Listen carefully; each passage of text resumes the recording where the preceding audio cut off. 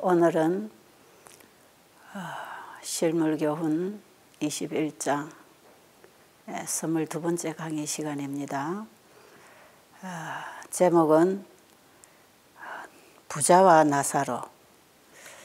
예수님께서는 사람들이 이 세상에서 어떻게 살아갔느냐에 따라서 마지막에 영원한 운명이 결정된다고 하는 교훈을 주시기 위해서 지금 이 비유를 사용하고 계시는 것입니다.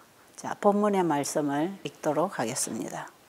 한 부자가 있어 자색 옷과 고운 베옷을 입고 날마다 호화로이 연락하는데 나사로라 이름한 한 거지가 헌대를 앓으며 그 부자의 대문에 누워 부자의 상에서 떨어지는 것으로 배불리려 하매 심지어 개들이 와서 그 헌대를 핥더라. 이에 그 거지가 죽어 천사들에게 받들려 아브라함의 품에 들어가고 부자도 죽어 장사되매 저가 음부에서 고통 중에 눈을 들어 멀리 아브라함과 그의 품에 있는 나사로를 보고 불러 가로되 아버지 아브라함이여 나를 긍휼히 여기사 나사로를 보내어 그 손가락 끝에 물을 찍어 내 혀를 서늘하게 하소서. 내가 이 불꽃 가운데서 고민하나이다. 지금 읽은 이 말씀 이후에 끝까지 이제 여러분들이 좀 읽으시기를 바라고요. 이 비유는 하나님을 의지하지 않고 살아가는 부자와 하나님을 믿고 의지하고 살아가는 한 가난한 거지에 대한 얘기를 서로 대비해서 비유로 예수님이 지금 설명을 하고 계시는데요. 특별히 이 비유를 설교하신 이유가 있습니다. 다음 한번 읽어볼까요? 이 비유는 그리스도께서 유대인의 입장에 서서 말씀하셨다. 사람이 죽는 날로부터 부활할 때까지 의식을 갖고 있다는 교리를 믿는 사람들이 그리스도의 말씀을 듣는 청중들 속에 많이 섞여 있었다. 구주께서는 그들의 생각을 잘 아시고 그 중요한 진리를 그들에게 가르쳐 주기 위하여 이 비유를 그들의 선입주견에 따라 구성하셨다. 지금 예수님이 이 비유를 들어서 설교를 하실 때에는 그 청중이 어떤 사람이 이 말씀을 듣고 있느냐에 관심을 가지고 지금 말씀하셨죠. 그런데 성경에는 보면 사람이 죽는 것을 잔다. 자는 사람은 아무것도 모른다 그러죠. 그리고 아무 일도 할 수 없다. 그리고 쉰다. 그리고 심었다. 이런 표현을 해요.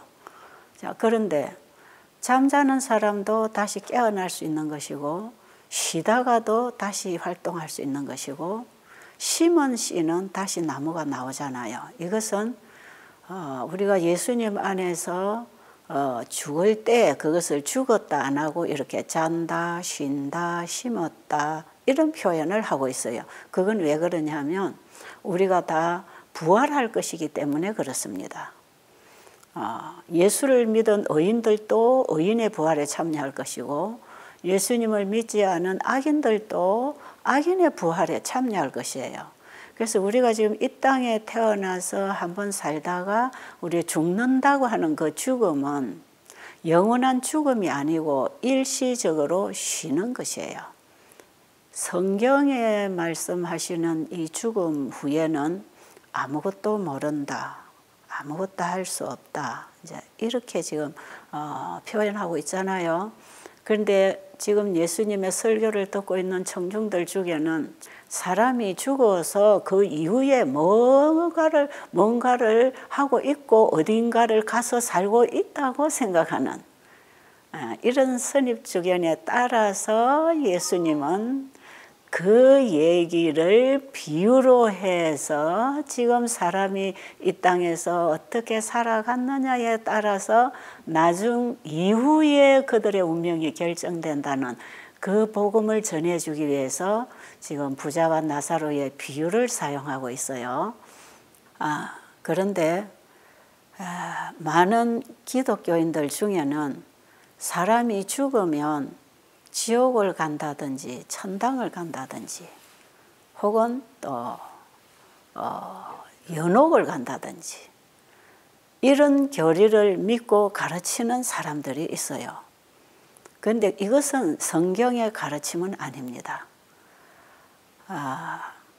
사탄이 에덴 동산에서부터 하나님께서 먹지 말라는 선악과를 먹으면 결단코 죽는다고 했을 때 사단은 죽지 않는다고 하는 그 속임을 베풀어서 사람에게 죄를 받아들이고 영원한 사망을 하도록 만들었잖아요.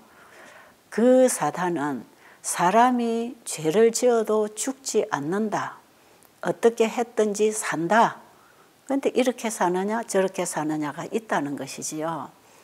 자, 그러면 일단 예수님이 말씀하신 이 비유 속에 부자는 평상시에 하나님께로부터 받은 재물을 하나님이 관리하시도록 청지기의 직분으로 맡겨주신 것을 자기 소유인 것처럼 자기 마음대로 먹고 마시고 한락을 누리고 세상에 사치를 하고 못 가진 자를 업신여기면서 뽐내면서 자기만을 위해서 누렸다는 것이죠.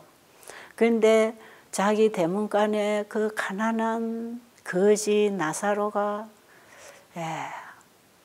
병든 몸으로 그 부자의 상에서 떨어지는 그 부스러기를 얻어먹으면서 그 문간에서 늘 그 부자가 들쑥날쑥하는 모습을 보면서 이제 지내고 있죠. 그런데 이 부자는 그 거지에게 도움이 되도록 뭔가를 도와주려고 생각 안 하고 자기 먹고 남은 부스러기 얻어먹고 사는 그 거지를 무시하고 업신여기면서 이제 잘난 척하고 살았겠지요. 그런데 예수님의 비유 속에서는 이제 둘 다 죽었다 이 말이에요. 죽음 이후에 그들의 입장은 정반대로 됐다. 죽음 이후에 뭔가 삶이 있다고 하는 것을 믿는 청중들의 선입견에서 지금 예수님은 얘기하고 있다 이렇게 말씀하셨죠. 그러니까 예수님의 얘기는 지금 비유다 이 말이에요. 자, 그런데 거지 나사로는 죽어서 아브라함의 품에 안기고 이제 이 부자는 진짜 뜨거운 불못에서 고통을 당하면서 뜨거 하면서 제발 아브라함이여 그 아브라함 품에 있는 나사로에게 나에게 좀 물 한 방울 갖다 달라고 이런 호소를 하면서 이제 고통을 당하고 있다. 이런 얘기를 어떤 기독교인들은 이제 진짜 지옥에 가서 이렇게 살고 있다는 거죠. 그러면서 이 부자가 진짜 죽어서 자기가 당해보니까 내 집에 내 형제들 5이 있는데 이 형제들도 나처럼 이렇게 살다가 이런 곳에 와서 영원히 고통당할 거를 생각하니까 이제 자기는 이왕에 이런 고통 속에 들어왔지만 자기 가족들, 형제들은 이제 그런 처지에 이르지 않도록 하기 위해서 뭔가 좀 준비를 시켜야 되겠다고 생각을 하고 이제 아브라함에게 부탁을 했어요. 나사로를 보내서 우리 형제 5한테 가서 절대로는 이렇게 살지 말아라. 네가 이렇게 나처럼 이렇게 살다가는 내가 지금 이런 형편이 됐다고 하는 그 부자의 경우를 가서 얘기하고 그들이 정신 똑바로 차리고 살다가 나처럼 이런 지경에 이르지 않도록 되기를 가서 좀 얘기를 해주라고. 그러니까 아브라함이 뭐라 그랬죠? 선지자와 모세의 글에서 그들이 다 듣고 배우고 거기서 배우지 아니하면 죽어서 살아가서 말을 해도 듣지 아니할 것이니까 이렇게 할 필요가 없다 그랬어요. 근데 부자는 아니요. 죽었다가 이런 경험을 하고 가서 말을 하면 그들이 믿을지 누가 압니까? 그러니 제발 좀 보내서 우리 형제들 이런 곳에 안 오도록 좀 해달라고 이런 부탁을 하지만 성경에 보면 죽은 나사로가 살아나도 그 바리새인들 유대 지도자들은 그걸 믿지 아니하고 오히려 나사로를 죽이려고 하고 나사로를 부활시킨 예수님을 죽이려고 했지 않습니까? 그들이 모세와 선지자의 글에서 듣고 배우고 깨우치지 아니하면 죽은 사람이 나타나도 안 믿는다 이 말이에요. 자, 지금 우리는 하나님의 말씀이 담겨 있는 성경을 가지고 공부를 하고 있습니다. 그런데 이 부자가 했던 것처럼 그들이 가지고 공부하는 율법책과 선지자의 글, 우리가 말하는 구약 성경이 있었잖아요. 그런데 그들이 그 영원한 사망을 피하기 위해서 이미 구약 성경에 복음을 다 담아 주셨어요. 그리고 모세의 법이 그들이 어떻게 살아야 되는지를 다 가르쳐 주셨고 가난한 자들을 어떻게 대우해야 되는지 다 가르쳐 주셨는데 이들은 하나님의 말씀에서 배우려고 하지 아니했어요. 그 자기 생각대로 자기가 좋아하는 쪽으로 살아왔기 때문에 그런 결과가 이루어졌다는 것이거든요. 그런데 우리가 지난 시간에도 손해가 되는 이익에 대해서 배울 때에 거기에 한 부자를 비유로 해서 우리가 지금 재물의 탐욕을 가지고 있는 사람이 그 재물을 자기의 유익을 위해서 이기적으로 사용했을 때 그들의 마지막 말로가 뭔가를 예수님이 가르쳐 주셨지요. 지금 우리가 이 공부를 하는 동안에 한 가지 중요한 사실을 알아야 될 게 있어요. 자, 우리가 또 그 앞에 길과 산울가로 나가서 하는 그 대목에서도 예수님이 주시는 교훈이 있어요.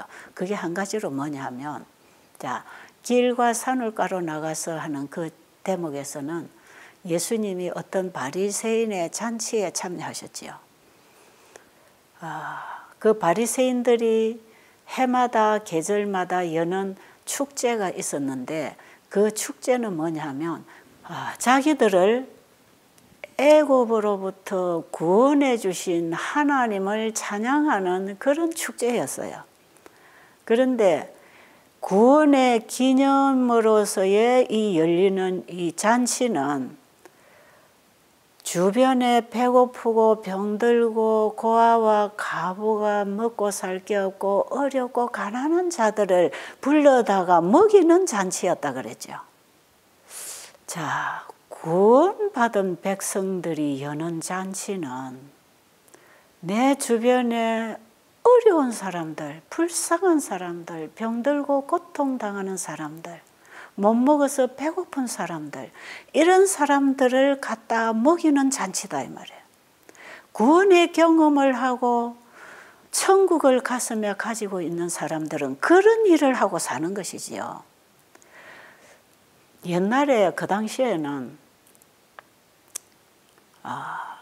오늘날처럼 이런 병원이 없었어요. 오늘날처럼 이런 유명한 의사들도 없었기 때문에 병이 들면은 가서 도움을 받을 곳이 없고, 그리고 옛날에는 여러 가지 환경이 열악했기 때문에 가난한 사람들이 참 많았어요.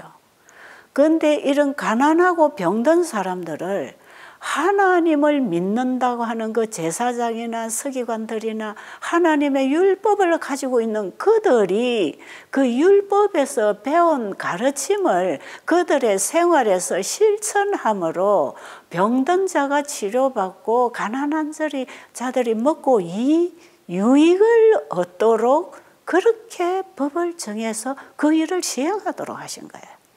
그래서 항상 이 가지고 있는 사람들, 바리새인들이나 이런 지도자들 옆에는 항상 가난한 자들이 있어서 언제든지 자기 주변에 있는 가난한 자들을 향해서 손을 뻗을 수 있는 그런 자리에 이들이 살고 있었어요. 그리고 병든 자와 가난한 자를 먹이라고 하는 이 가르침은 하나님이 주신 가르침이에요. 그런데 예수님이 참여했던 그 바리새인의 가정에서 열린 잔치는 전부 다 자기들의 가까운 친구들이나 자기들과의 어떤 이해관계, 그들의 이기심을 충족시킬 수 있는 그런 친구들, 그런 손님들만 초청해서 먹고 마시고 누리고 있었기 때문에 예수님께서는 갚을 것이 없는 가난하고 불쌍한 자들을 초청해야 된다고 하는 가르침을 그 자리에서도 주셨거든요. 자, 그래서 이제 산울가로 가서 다 불러드리라고 하는 이 비유를 가지고 이 잔치의 비유를 가지고 예수님이 이제 설교하셨지 않습니까? 그죠? 그런데 우리가 지난 시간에도 손해가 되는 이익에 대한 이 부분에서도 부자들이 자기가 가지고 있는 것을 어떻게 사용해야 되는가 하는 부분을 또 비유로 설교하셨어요. 그 예수님 지금 연속해서 우리가 맡은 재산을 우리가 어떻게 사용해야 되는가를 계속 말씀하십니다.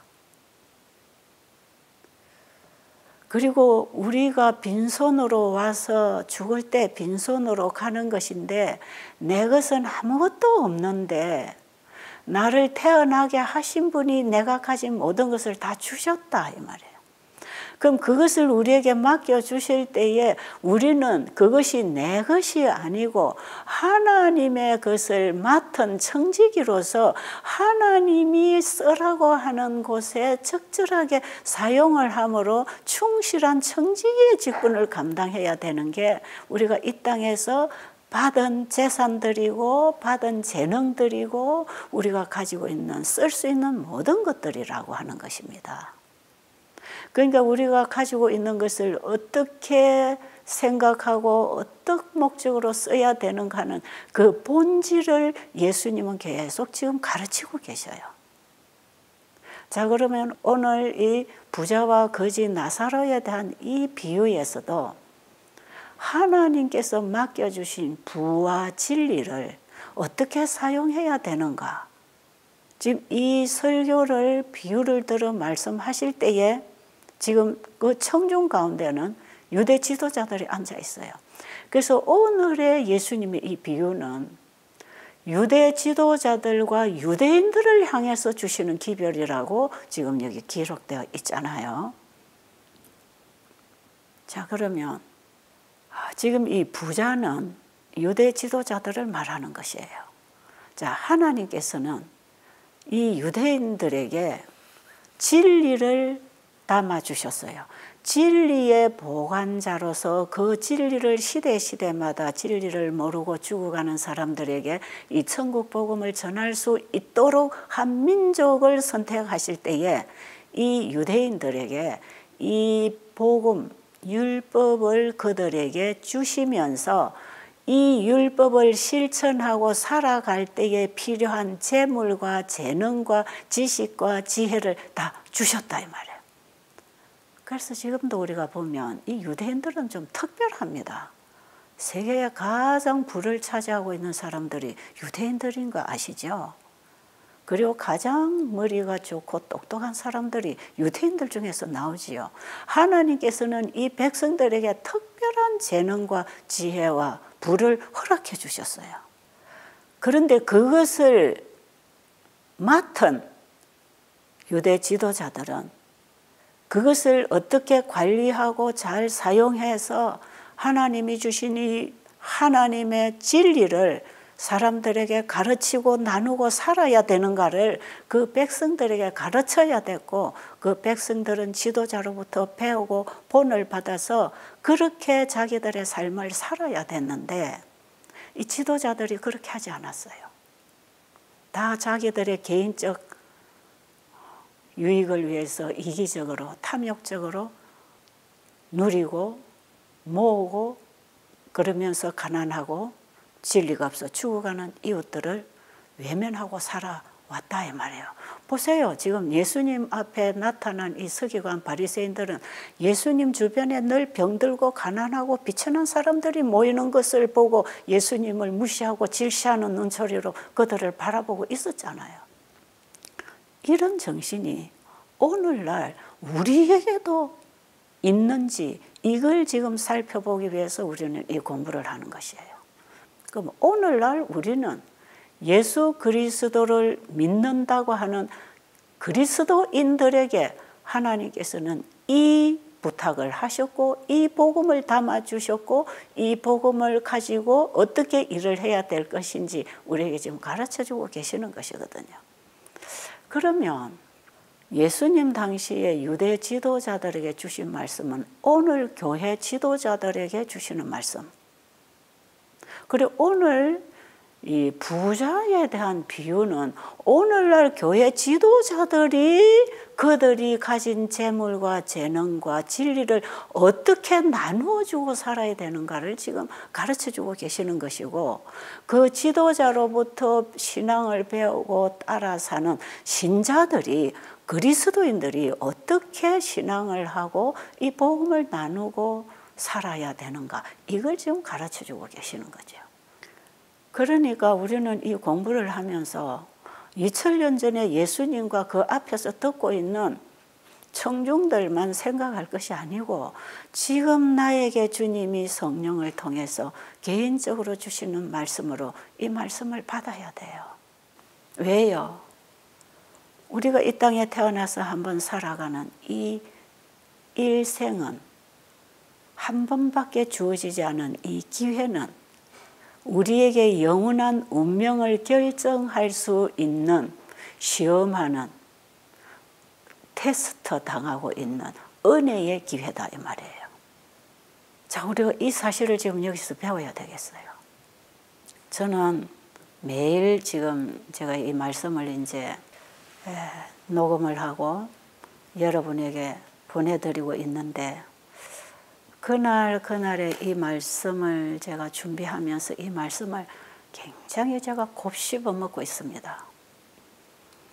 이 말씀에서 내가 받을 메시지가 뭔가, 내가 받지 않고 어떻게 남에게 줄 수 있는가, 그건 울리는 꽹과리죠. 그래서 저는 이 말씀을 보면서 내 자신을 한번 쭉 이렇게 더듬어 보면서 하나님이 나에게 주신 시간과 재정과 복음을 혹시 내가 이걸 감추어 두고 내만 가지고 구원받고 내만 가지고 누리려고 쌓아둔 적이 있었는가, 이런 생각을 한번 쭉 오늘 아침에도 기도하면서 더듬어 봤어요.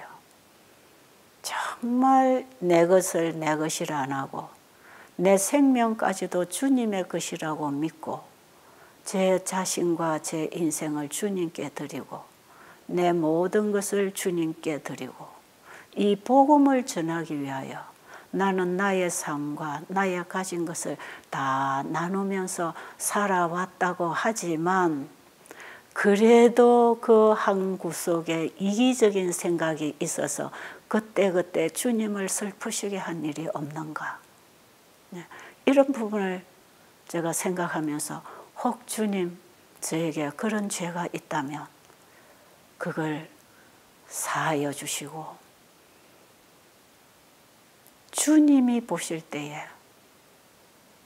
깨끗하게 칭찬받는 종이 되기를 원합니다. 자, 그런 기도를 하면서 오늘 이 글을 읽고 이 기별을 듣고 있는 청중들의 가슴 속에 자신의 삶을 되돌아보고 자신 속에 감추어져 있는 이기적인 죄들을 살펴보고 오늘 이후에라도 진정으로 회개하고 하나님께서 맡겨주신 이 은혜의 보관자, 진리의 보관자, 그 진리를 받아서 나누라고 하는 청지기로서 나의 소명을 다하고 있는지, 이것을 나누기 위하여 내 주변에 내 이웃에 그들에게 필요를 공급해 줄 재물을, 재정을 내가 지금 가지고 움켜쥐고 있는지, 지금 우리 주변에는 얼마나 많은 사람들이 복음이 없어서 죽어가고 있는데 나는 내 몸을 사려고 내 가족을 보호하기 위해서 하나님이 나에게 담아주신 이 거룩한 천국 복음의 진리를 나만 간직하고 내만 구원 얻고 내 가족만 구원 얻으려고 움켜쥐고 있지 않은지, 이 기별을 듣고 있는 모든 사람들의 가슴 속에 성령께서 이 진리로 깨우쳐 주시기를 간절히 원합니다. 제가 오늘 아침에 사실 이 기도를 드리고 이 자리에 섰습니다. 여러분 지금 세상이 불안합니까? 지금 코로나가 계속해서 지금 우리나라에도 확진자가 늘어가고 있고 경제적으로도 얼마나 어렵고 불안하고 모든 것이 불안한 세상에 우리가 지금 살고 있지 않습니까? 앞으로 더 그럴 것입니다. 앞으로 정말 놀라고 기절할 일이 일어날 것입니다. 이 세상에. 저도 그게 뭔지 잘 몰라요. 근데 하나님 말씀에는 그렇게 기록되어 있어요. 지금까지 우리가 겪어보지 못한 인생, 세상을 보게 될 것이다 이 말이에요. 여러분 지금 쌓아놓은 재산을 가지고 호황을 누리고 사치스럽게 자랑하고 살 시대는 우리에게 없는 것 같습니다. 여러분 지금 다 저렇게 힘들어 고통당하고 있는데 내가 좀 가질 것 때문에 뽐내고 사치하고 그들 앞에서 자랑할 수 있겠습니까? 우리 이웃들이, 우리 친척들이, 친구들이 이렇게 어려워서 고통당하고 있는데요. 지금 경제가 막혀서 얼마나 지금 어려움을 당하고 있는지 몰라요. 이 추운 꽁꽁 얼어붙은 이 눈 위에서 한 푼 한 푼 벌어먹고 살라고 시장가에 길가에 나와서 장사하고 있는 저 불쌍한 할머니들, 노인네들. 정말 우리 주변에 어려운 사람들 너무 많잖아요. 우리가 할 일이 너무 많단 말이에요. 여러분 그거 쌓아두고 그거 가지고 천국에 못 간다고 오늘 말씀하고 계시잖아요. 하나님이 우리에게 주신 시간과 재물을 투자해서 하늘에 같이 갈 이웃을 구원해야 되는 그 복음 사업에 우리의 가진 재정들이 사용이 돼야 된다는 것입니다. 이 유대인들에게는 이 재정과 복음을 막 같이 주셨어요. 그래서 이 복음을 전하는 일에, 영혼을 구원하는 일에 그 재정을 사용하게 돼 있었단 말이에요. 그런데 이들이 그걸 안 하고 있는 것을 예수님은 지금 강하게 책망하시면서 이 부자에 대한 비유를 가지고 그들을 가르치고 계시는 것이에요. 아마 예수님께서 청지기의 사명을 완수하지 않고 있는 이 바리새인, 이 서기관들에게 직설적으로 너희들이 지금 하고 있는 이 짓이 뭐냐, 회개해라 이렇게 하면 그들이 예수님을 가만두겠습니까? 예수님이 이럴 때에는 지혜롭게 비유를 들어서 지금 가르치고 계신다 이 말이에요. 그런데 오늘날 이 말씀을 듣고 있는 우리는 내 개인에게 주시는 예수님의 말씀으로 받아야 된다 이 말이에요. 왜? 우리를 위해서 이 비유를 들어서 지금 말씀하시니까. 여러분 지금 세상 끝이 다 돼가고 있어요. 온 세상은 하나로 연합해서 이제 마지막 최후의 전쟁을 치르기 위해서 준비하고 있지 않습니까? 그럼 지금 우리는 뭐 해야 합니까? 빨리빨리 이 복음을 전파해야 돼요. 이 천국 복음을 듣든지 안 듣든지 외쳐줘야 됩니다.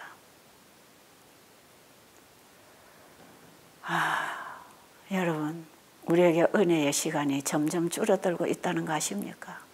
완전 마지막 단계에 와 있다는 거 아십니까? 제가 이번에 이 실물 교훈을 강의하면서 이게 첫 장부터 마지막 장까지 다 제가 지금 읽으면서 진짜 예수님이 이 땅에 오셔서 직접 그분의 입으로 설교하신 천국 복음, 영원한 복음이 실물 교훈을 통해서 우리에게 주어지고 있구나. 이것이 한마디로 믿음으로 말미암은 의로 구원 얻는 복음입니다.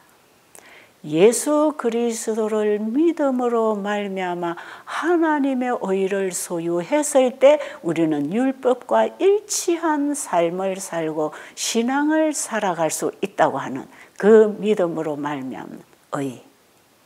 우리에게는 의가 없기 때문에 예수님이 의의 씨를 우리에게 심어주시려고 나를 믿으라고 하는 것 아니겠어요? 그 예수를 믿음으로 말미암은 의를 한 가지 비유를 통해서 그 청중들이 이해할 수 있는 그 실예를 들어서 오늘까지 지금 예수님의 설교를 지금 듣고 있는 것이에요. 그래서 제가 이 강의를 하면서 사람들이 어떤 관심을 가지고 듣고 배우고 깨우치고 있는지는 잘 모르겠어요. 저는 지금 보이지 않은 청중을 향해서 이 기별을 외치고 있기 때문에 저는 그 반응이 어떻게 일어나는지, 듣는 사람들이 어떻게 회개하고 이 복음을 받고 있는지 저는 그거 모릅니다. 그러나 어떤 결과가 내 눈앞에 보이지 않고 내 귀에 들리지 않는다 할지라도, 혹은 그들이 듣지 않고 지나쳐 버린다 할지라도, 듣든지 안 듣든지 물가에 씨를 뿌려라. 돌밭에도 떨어지고 떼짱밭에도 떨어지고 길가에도 떨어지고 옥토에도 떨어질 수 있으니까 그들이 어떤 상태에 있든지 복음의 씨를 뿌려라는 것이지. 그래서 저는 오늘도 이 일을 하고 있습니다. 지금은 이 인터넷이라는 매체를 통해서 어느 곳에서든지 여러분들이 듣기를 원한다면 듣고 살아나기를 바랍니다. 정말 듣고 여러분의 신앙을 한번 점검해 보세요. 저는 이 말씀을 제 자신에게 계속 확인하고 점검하면서 이전보다 더 깊이 주님께 내 자신을 굴복하고 회개하면서 제가 이 말씀을 지금 받고 있습니다. 우리 같이 살자고요. 같이. 제발 같이 좀 살아납시다. 이제 우리가 준비되고 이 천국 복음이 온 땅에 전파되면 예수님이 재림하시려고 모든 것을 다 준비하고 계신단 말이에요. 지금 하늘지성소에서 이제 마지막 성소 정결 사업을 하기 위해서 우리의 죄를 완전히 도말하고 속해버리기 위해서 지금 우리를 부르시고 계시는 이 천국 복음 잔치, 이 셋째 천사 기별 잔치에 우리가 참여해서 우리 주변에 배고프고 병들고 죽어가는 이웃들을 향해서 복음을 전하기 위해서 우리의 가진 재정을 풀고 그 사업을 하자 이 말이에요. 한 영혼이라도 만나주면 그 영혼을 얻는 것입니다. 10명, 100명에게 접근했다가 한 영혼만 복음을 받아도 우리는 그 한 영혼을 구하기 위해서 우리가 가진 모든 것을 다 사용할 수 있어야 된다 이 말이에요. 제가 늘 그런 얘기 자주 했죠.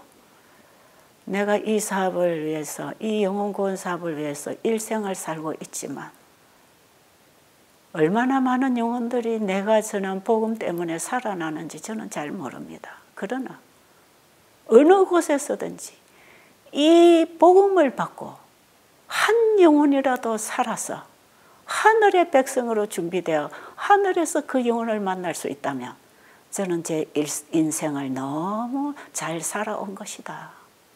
그 가치를 두고 저는 지금까지 수십 년을 이 일을 하고 살아오는 것이에요. 제가 그동안에 베델에서 이 일을 해보니까 진짜 많은 영혼들, 경제적 어떤 부담도 없이 병들고 복음을 고대하는 사람들이 찾아와서 건강을 회복하고 복음을 받고 나가는 그 일에 정말 하나님이 함께 하신 걸 나는 너무 많이 봤거든요. 이제는 제가 눈이 이렇게 어두워지고 제가 실질적으로 사람을 만나서 봉사할 수 없는 처지가 되었기 때문에 저는 이렇게 제가 할 수 있는 일을 지금 하고 있는 것이에요. 그런데 여러분들이 봉사할 수 있고 활동할 수 있고 뭔가를 여러분이 할 수 있다면 좀 그런 일도 한번 시도해서 여러분의 가정에 초청을 하든지, 여러분의 교회로 초청을 하든지, 여러분이 어떤 시설을 만들어서 초청을 하든지, 길과 산울가로 가서 강건하여 데려다가 먹이고 입히고 그들에게 천국 복음을 전하는 일을 해야 되는 것이다. 셋째 천사의 기별과 의료 선교 사업이 한 몸으로 나갈 때 그 일을 통해서 우리가 받은 하나님의 품성이 드러나고 그 일로 인하여 하나님이 영광을 받으시고 그 일에 수많은 영혼들이 그 하나님을 알고 창조주께로 돌아오는 일이 생겨날 것 아니겠어요? 지금 우리가 살아가는 이런 삶과 지금 우리 교회에서 활동하는 이런 정도의 활동 봉사로서는 그 죽어가는 영혼들을 주님께로 인도하기에는 너무나 미약하고요. 이런 모습으로 하나님의 품성을 드러내고 그분에게 영광을 돌리는 일은 너무나 미약하다 이 말이에요. 이렇게 해서 셋째 천사 기별 사업이 맞춰질 수가 없다 이 말이에요. 어떻게 해야 되는가? 말씀을 보세요. 어떻게 이 일을 하라고 했는가? 지난번에 우리가 길과 산울가로 나가서 하는 그 부분에 볼 때에 거기서 우리에게 무슨 일을 하라고 했습니까? 마지막에 셋째 천사의 기별은 전체적인 기별이고 온전한 사람으로 만들어주는 완전한 복음이고 이 기별이야말로 완전한 복음 사업을 마칠 마지막 기별이라고. 이 일에 길과 산울가로 가서 강건하여 내 집에 병들고 배고픈 사람을 맞이해서 의료 선교를 하는 이 일을 이 사업에 몸에 팔처럼 붙여서 이 복음 사업을 하라고 하는 거 아닙니까? 이게 어째 제 개인의 생각이겠습니까? 아, 최 집사 지는 저런 거 조금 했다고 막 다른 사람에게 저런 거 하라고 하네. 우리는 다른 방법으로도 많이 선교하고 있는데 여러분 혹시 이렇게도 생각할 수 있어요. 예, 그것도 인정해요. 그러나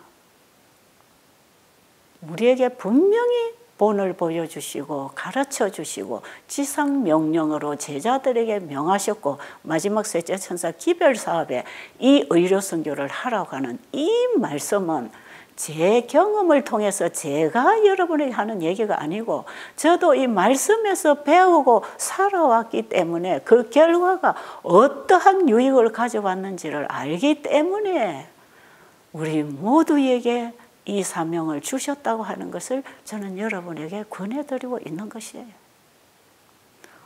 의료선교 나는 못하는데 나는 뭐 병자가 뭔지도 환자를 어떻게 다뤄야 되는지도 모르는데 여러분 이렇게 마음 닫지 마시고 정말 여러분이 가진 것을 다 가난한 자들을 위하여 내려놓고 그들에게 복음을 전하기 위하여 주님 앞에 지혜와 지식을 구할 때 하나님께서 그 길을 열어 가십니다.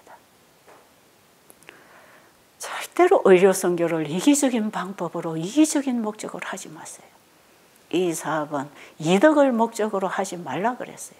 이 기관에 들어오는 사람들은 오직 죄인을 구원하기 위하여 십자가에 달리신 예수 그리스도를 바라보도록 복음을 전하라는 거 아니겠습니까? 이 의료봉사의 목적은 병자를 치료하는 게 목적이 아니고 예수 그리스도를 영접하여 영생을 얻게 하는 것이 이 사업의 목적이라 하는 것을 잊지 마시고 여러분 오늘날 우리 교회 안에서도 많은 요양원들이 있고 개인들도 하고 있지만 그런 요양사업이 의료 선교의 정신으로 하게 된다면 그게 하나님이 크게 축복하실 것입니다. 자, 우리가 이 땅에서 받은 시간, 재정, 재능 이것을 어떻게 사용하고 살았느냐에 따라서 마지막에 우리가 악인의 부활에 일어날 것인지 의인의 부활에 일어날 것인지가 이 땅에 사는 동안에 우리의 행한 일을 통하여 결정된다는 것이에요. 자, 한 말씀 더 볼까요?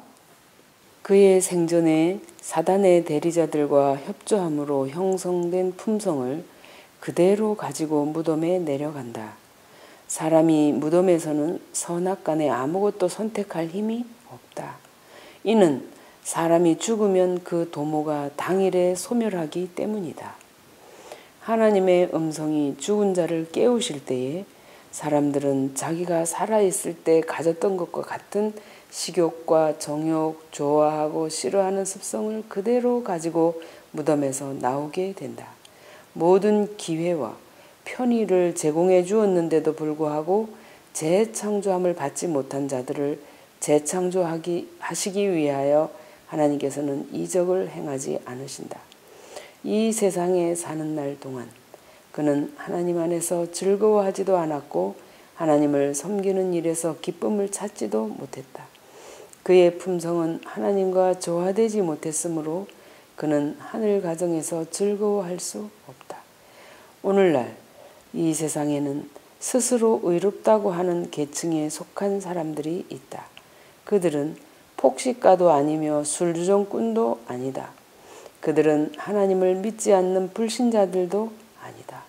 그러나 그들은 저희 자신을 위해 살고 하나님을 위해 살기를 원치 않는다. 그들의 생각 속에 하나님이 계시지 아니하므로 저희는 불신자들로 간주된다. 여러분, 이 말씀 꼼꼼하게 다시 읽어보세요. 참 두렵고 떨림으로 우리는 우리의 구원을 이루고 살아야 할 것입니다. 자, 보세요. 많은 사람들이 교회를 다니고 나는 진리를 가지고 있고 진리를 믿고 있고 나는 진리 교회에 충성하고 있는 신자라. 그래서 나는 술주정꾼도 아니고 사기도 안 치고 거짓말도 안 하고 도둑질도 안 하고 나는 남에게 상처도 안 주고 뭐 나는 별로 나쁜 사람은 아니고 신앙을 잘 못하는 사람도 아니다. 그러니 나는 의롭다. 자기 자신을 의롭다 하는 사람은 잘 없겠지만 그런 정신으로 살아간다 합시다. 그들이 자신을 위하여 살고 하나님의 뜻을 이루기 위하여 살아가지 않는다면 또한 그들의 마음에 하나님이 계시지 아니하면 그들은 불신자로 간주된다.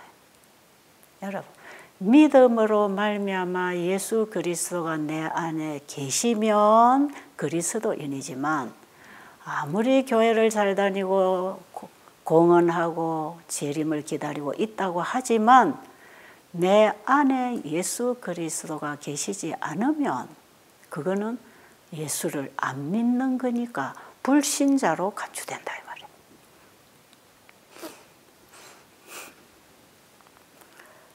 제가 전에도 이 말씀을 읽었는데요. 이 말씀이 제게 굉장히 충격적이었습니다. 우리가 그냥 교회 열심히 다니고 열심히 일하고 있는데 내 마음에 관심이, 애정이 어디에 있는가? 내 마음에 예수님이 계시면 나의 모든 관심은 예수님께 있을 것이고 나의 모든 애정은 예수님과 관계되어 있을 것이고 내가 사는 삶은 내 삶이 아니고 예수님의 삶이 돼야 될 것이고 내가 하는 말, 내가 가르치는 진리는 그게 예수님의 것이 되어야 할 것이고 내 모든 삶은 나의 삶이 아니라 예수님의 삶이 되는 게 그게 예수를 믿고 사는 그리스도인의 삶이라고 하잖아요. 그런데 내 마음에 예수님이 없고 내가 주인이 돼 있으면 내가 하고 싶은 대로 내가 원하는 대로 내 뜻대로 신앙을 하고 내 뜻대로 하나님을 믿고 내 뜻대로 내 신앙대로 열심히 하고 있단 말이에요. 그러면서 하나님의 말씀에 전적으로 순종하고 하늘의 뜻이 나를 통하여 이루어지게 하는 그런 신앙하고는 너무나 거리가 멀다 이 말이에요. 이런 사람은 불신자로 취급된다. 정말 두렵지 않습니까? 여러분, 저는 오늘 이 단호한 기별을 예수님이 주신 이 책망을 저와 여러분이 함께 받게 되기를 바랍니다. 왜 그러냐 하면 우리가 이 땅에 살아있는 동안에 구원 얻을 기회가 있는 것이지, 영원한 영생을 위하여 준비할 수 있는 기회는 내가 살아있을 때에 내게 주신 시간과 재정과 내가 받은 복음을 내가 어떻게 나누고 활용하고 사느냐에 따라서 내 안에 예수님이 계신지 안 계신지가 그 열매로 드러난다 이 말이에요. 이런 사람들의 결과가 어떻게 되는가? 요한계시록 20장 7절 이후로 말씀 보겠습니다. 천년이 참에 사단이 그 옥에서 놓여 나와서 땅의 사방 백성 곧 곡과 마곡을 미혹하고 모아 싸움을 붙이리니 그 수가 바다 모래 같으리라. 저희가 지면에 널리 퍼져 성도들의 진과 사랑하시는 성을 두루매 하늘에서 불이 내려와 저희를 소멸하고 또 저희를 미혹하는 마귀가 불과 유황못에 던지우니 거기는 그 짐승과 거짓 선지자도 있어 세세토록 밤낮 괴로움을 받으리라. 자, 여기 계시록 20장 7절에 천년이 참회하는 그때가 언제냐면 예수님이 재림하신 이후 천년 후에 이 땅에 예루살렘 성이 내려옵니다. 새 예루살렘 성이 이 땅에 내려올 때, 그때입니다. 그때. 그러니까 삼림입니다. 예수님의 초림 2000년 전에 있었고 앞으로 올 재림이 있고 재림 때에 의인들이 부활하고 변화되어 예수님과 함께 하늘에 가서 심판하고 그 다음에 천년이 참에 이 땅에 예루살렘이 내려오고 악인들 그때 부활합니다. 여기에 지금 불못에 던지오는 이 악인들은 전부 다 예수 그리스도를 믿지 아니하여 사단의 지배를 받고 이기적으로 자기만을 위해서 살아왔던 그 사람들, 또 그들과 함께 살아온 사탄, 죄와 죄인들, 죄의 장본인인 사탄 모두가 세상 끝에 완전히 소멸되고 사라지는 심판을 얘기하고 있죠. 우리 한 절 더 볼까요? 예, 계시록 21장 8절 이후의 말씀 보겠습니다. 두려워하는 자들과 믿지 아니하는 자들과 흉악한 자들과 살인자들과 행음자들과 술객들과 우상숭배자들과 모든 거짓말하는 자들은 불과 유황으로 타는 못에 참여하리니 이것이 둘째 사망이라. 예, 이게 이제 둘째 사망이에요. 자, 여기 불못에 던지워진다. 이 불못에 던지워진다는 이 불못은 뭘 얘기할까요? 어떤 분들은 영영이 끝나지 않는 영영한 불이라 해가지고 세세토록 탄다, 영원한 불이라 해가지고 그냥 계속 불못에서 던져져서 평생이 아니라 그들이 그냥 영원토록 고통을 당하고 산다. 그게 지옥이다. 이런 말씀을 그렇게 해석하는 사람이 있죠. 그런데 이거는 전혀 그런 얘기가 아닙니다. 자, 여기에 이 불못이 뭔가 하는 것을 성경 주석에 보면 이렇게 돼 있어요. 이곳에서 불못은 지구 표면이 화염의 바다로 변하는 것인데 이것이 악인들을 불사르고 지구를 정결하게 한다. 자, 여러분, 지옥이라 하는 곳이 어느 곳에 장소가 있어서 그런 한정된 장소에서 영원히 그렇게 고통을 당하고 사는 게 아니고 바로 이 불못이라는 것은 이 지구의 표면을 얘기하고 있어요. 이 지구가 마지막에 불로 완전히 사로워질 것입니다. 우리의 죄를 예수님께 갖다 드리고 예수님의 보혈의 피로서 우리를 깨끗하게 하시고 그 죄를 사단에게 옮겨서 사단과 죄를 소멸시키는 불인데 우리가 우리의 죄를 예수님께 드리지 않고 지금도 내가 죄의 종으로 살아가다가 죽으면 내 안에 죄가 있기 때문에 이제 죄를 소멸시켜서 정결하게 하시는 이 불에 내 안에 있는 죄 때문에 나도 같이 타서 소멸되는 것이에요. 불못은 다른 곳에 있는 게 아니라 바로 이 지구입니다. 이 지구가 마지막에 끄지 않는 불이라 그러지요. 영영한 불이라 그러지요. 불이라고 하는 성질은 탈 것이 타고 나면 자연스럽게 꺼지는 게 불입니다. 자, 그러면 이 영영이 탄다는 이 단어에 사람들이 오해를 좀 하고 있는데요. 예, 유다서에 있는 말씀 보겠습니다. 소돔과 고모라와 그 이웃 도시들도 저희와 같은 모양으로 간음을 행하며 다른 색을 따라가다가 영원한 불의 형벌을 받음으로 거울이 되었느니라. 자, 여러분 소돔 고모라가 불심판을 받고 멸망당한 거 아시죠? 소돔 고모라를 심판한 것은 앞으로 이 세상 끝날에 이 불의 심판을 받을, 영영한 불의 심판을 받을 이 때를 미리 거울로 보여주는 것이다 이 말이에요.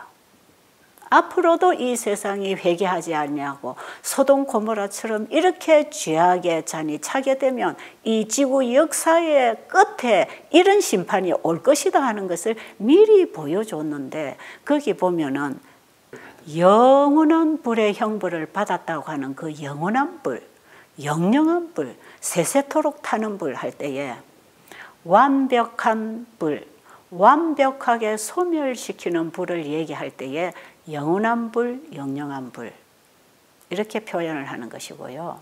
자, 그러면 소돔성이 태워졌는데 이 영원한 불이 안 꺼지고 계속 타는 불이라는 의미로서 이 단어가 사용이 됐다면 지금도 소돔성은 타고 있어야 되는 거 아니겠어요? 그런데 소돔성은 그 불이 내려와서 다 그 성을 태우고 난 다음에 꺼졌잖아요. 그러니까 영원한 불이라고 하는 것은 완벽하게 태워버린다. 태울 것은 한 찌꺼기도 안 남기고 다 태워서 제로 날려버린다는 의미에서 영영한 단어를 쓰고 있는 것입니다. 한 말씀 더 볼까요? 죄가 된다고 하는 말씀 에스겔 28장 18절에 보면 이런 말씀이 있지요.